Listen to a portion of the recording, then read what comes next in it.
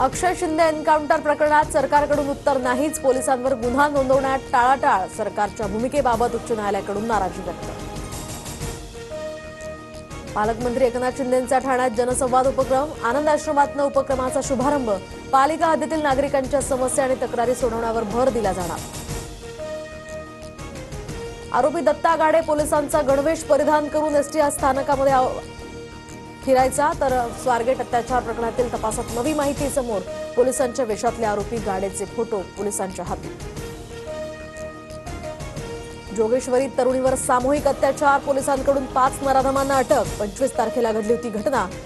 हे सगळे आरोपी सध्या न्यायालयीन कोठडीत.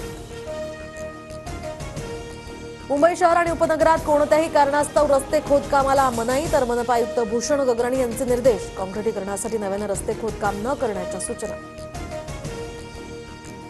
नवी मुंबईत आज सकाळी 10 ते रात्री 8 वाजेपर्यंत पाणी पुरवठा बंद, भोकरपाडा जलशुद्धीकरण केंद्र आणि मोरबे धरण ते दिघा मुख्य जलवाहिनीवर देखभाल आणि दुरुस्तीसाठी 10 तास पाणी बंद राहणार.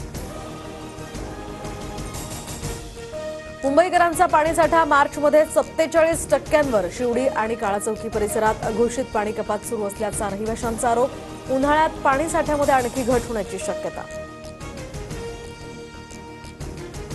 लोकसभा विरोधी पक्षनेते राहुल गांधी आज मुंबई दौऱ्यावर, तर धारावीमध्ये काम करणाऱ्या लेदर कामगारांसोबत संवाद साधणार. धारावी पुनर्विकास प्रकल्पाला विरोध असल्यामुळे या दौऱ्याला महत्त्व प्राप्त. चॅम्पियन्स ट्रॉफीच्या फायनलमध्ये भारतासमोर न्यूझीलंडचं आव्हान, सेमीफायनलमध्ये न्यूझीलंडकडून दक्षिण आफ्रिकेचा 50 धावांनी पराभव. 9 मार्चला दुबईमध्ये चॅम्पियन्स ट्रॉफीचा अंतिम सामना रंगणार.